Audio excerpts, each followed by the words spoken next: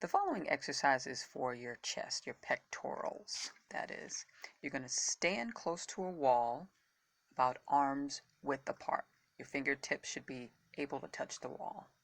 That's going to give you a good distance to do this wall push-up. Then you're going to lower your palms onto the wall. Keep your body straight, hips in line with your shoulders and knees, and you're going to lower yourself in a controlled way towards the wall and push through your hands to extend your arms fully elbow straight. To modify, you're going to extend one leg forward to help support the weight of your body.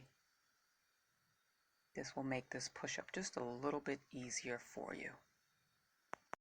Thanks so much for watching. Please like, share, and subscribe for more exercises.